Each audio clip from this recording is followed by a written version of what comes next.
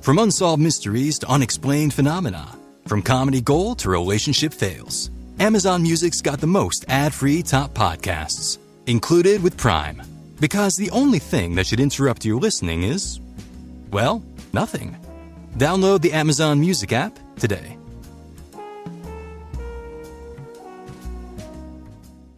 How can I effectively market via email without coming off spammy? Stay tuned and find out.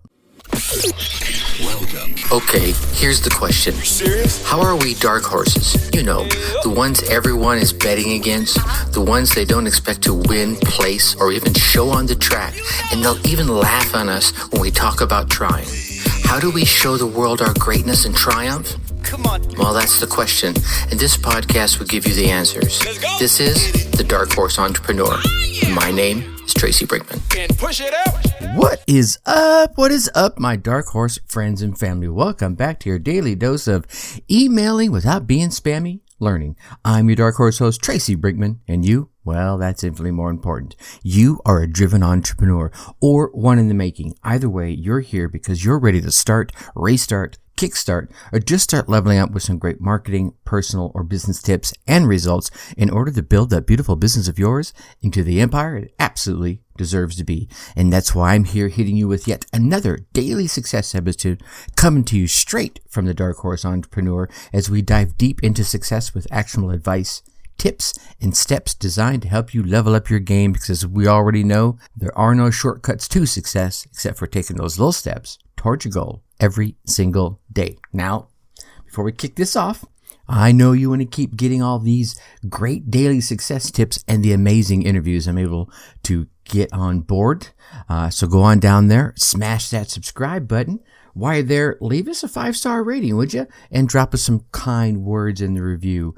These subscribes, ratings, and reviews tell the podcast platforms to lift us up ever so slightly in the rankings to help us reach more driven entrepreneurs like yourself. So take a moment, show some love, and help us spread the word. I much appreciate it, all right?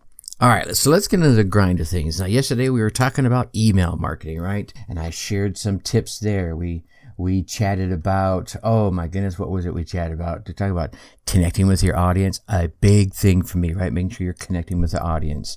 To customize your email blasts to your recipients so it resonates with them. Make sure that you're grabbing your audience's attention and keep them interested along the way. Don't get boring with it. Right? Right. And then finally, to have a clear CTA, a clear call to action. And one, right? If you're sending a email, have a call to action. If you have too many calls to action, quite often they take no action at all. So that's it. It's a quick summary. If you want to learn more in detail, please go back and check out episode 118. And now we're going to give you a few more to go on. The next one is, well, let's be honest. Let's limit our emails, right? Let's not be sending folks emails every single day. I mean, think about it, right? The average office worker receives 121 emails per day. Dude, that's a lot. I don't know how many you get. I know I don't get 121 right now, but certainly I get quite a few, and I'm not counting the ones that obviously drop into my spam folder. So let's not be too over-enthusiastic, too zealous as we contact our subscribers. I mean, people signed up to get the information you want, or because they're interested in your brand, your product, your service, or you specifically. So they want to stay in contact. That's why they gave you their email, but they didn't give you permission to, barrage them with emails. I would say once a week is good, and then periodically drop in an extra one if you have something special going on. Now, the next one is the obvious one. I think everyone knows about this one. You want to craft some catchy headlines, some catchy subject lines for an email. Now, here's the thing. This is a fine line to walk, right?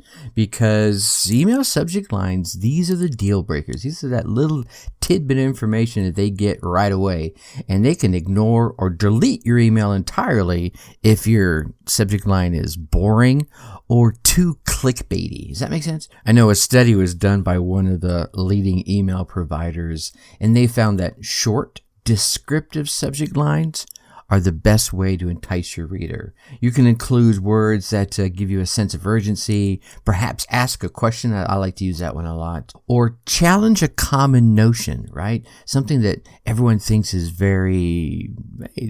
everyone knows that. But if you can challenge that well-known fact, that might get them to open up. Use your segmentation in your email list to craft. We're drinking already, aren't we? To craft a direct and catchy headline to that segment, right? This loops back to, customizing to your reader, remember? Now, I think this next one here is pretty obvious, but I'm gonna mention it anyway because, we're gonna challenge the common, right? Make sure your emails are mobile friendly. Oh my goodness. Here's the deal. Another study, I'm reading too many studies, I guess, right, suggests that the number of mobile internet users is going to hit 5 billion within the next 4 years. It's 2021 as I'm recording this. So within the next 4 years, 5 billion people are going to be mobile on the net. So you want to make sure that all your web browsing and scrolling through media and checking their emails, right, it's going to be done via their handheld devices. So you're going to want to make sure that all your emails are mobile optimized. So you're going to want to make sure, say, like the length of your text and the visual that you're using are definitely mobile friendly in their digital asset. And that includes double checking them, right? Send yourself the email and check it on your phone so that you can make sure, one, that the image file, say if you used one, will even show up. Some will not. And that it doesn't take forever to load. I know if you're like me, you're like, okay, 2 seconds, I'm out, right? And you just like click and move on. I would imagine a number of your readers will be the same way. All right, so I think the next one here, and I jotted down in my notes here, write professional emails. I'm going to not alter that a little bit, but I want you, hey, do what I say. No, I think it would be wise for you to write your emails in a natural voice that you have. So however you speak to your folks, speak to them in your emails like that, right? So in that sense, be professional, be who you are, be real, and write the way you share, or write the way you speak. But then keep it professional in the sense of, let's make sure if things are spelled right, we're not fraught with typos, maybe do a quick punctuation check, because, oddly enough, punctuation can change the meaning of a sentence. I know when you say it sounds the way you want it, right? When you say it in your head and you typed it down. But you put that comma in the wrong spot and the intent of the message can completely change, right? So take some time, plan out, draft an outline, write the copy, proofread it, and then just kind of ask yourself, does the voice in this message, is it consistent with my brand, right? It's consistent with the image I'm putting out that I want my brand to portray. And if the answer is no, scrap it and start all over. And I think the last thing I would want you to do here is build an inclusive community. I think really nowadays, especially after COVID, when everyone is like kind of, in their own fortress of solitude, you might say, with all the shutdowns and stay-at-home orders, that people aren't just surfing the net just to get quick information, right? They're going out there and they're meeting others, they're joining groups, and they're essentially creating a world that is real in their online sphere, right? It's as real as their offline world. So take the time and go the extra mile with your email marketing campaign by letting your readers into your world, into this inclusive community as you share updates about your life that maybe don't necessarily relate to your promotions or I hope it relates to your content because it's who you are.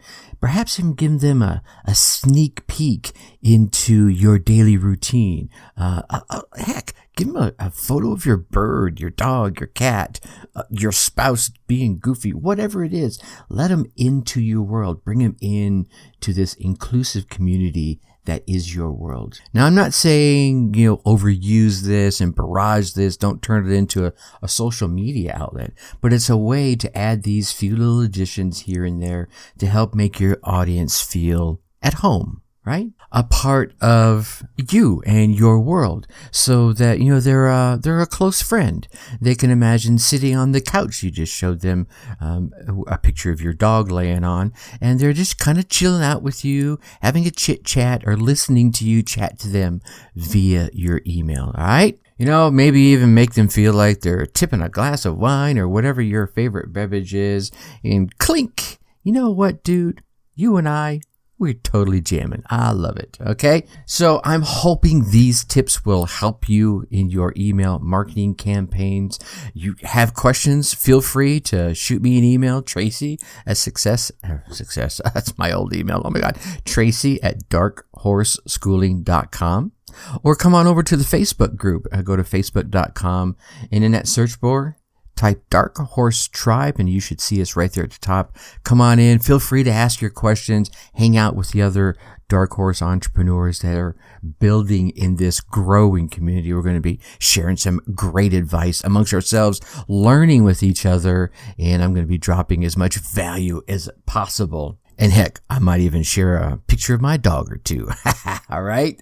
With that, I'm going to leave you wait a minute. How could I not remind you what we're going to talk about tomorrow? So tomorrow, we're going to end the week on this email marketing advice, with helping you with some email marketing tips that will help you drive conversions. All right, my Dark Horse friends and family. I know you want to keep getting all these daily success tips, so make sure you go on down there. Like I said earlier, smash that subscribe button. Please leave us a 5-star rating. Show us some love and some kind words in the reviews. These subscribes, ratings, and reviews, again, tell the podcast platform algorithms to raise us up a little bit in the rankings to help us reach more driven entrepreneurs like yourself. So take a moment, show the love, and help us spread the word. All right. And of course, like I said earlier, come on over to the Facebook group and jam with us there. All right. You get out there. You run your race. You get your results. Yep. And come let me hear about them. Until tomorrow, think successfully and take action. Thank you for listening to the Dark Horse Entrepreneur Podcast. Thanks for tuning in. Check us out at www.darkhorseschooling.com. All right. My name is Tracy Brinkman.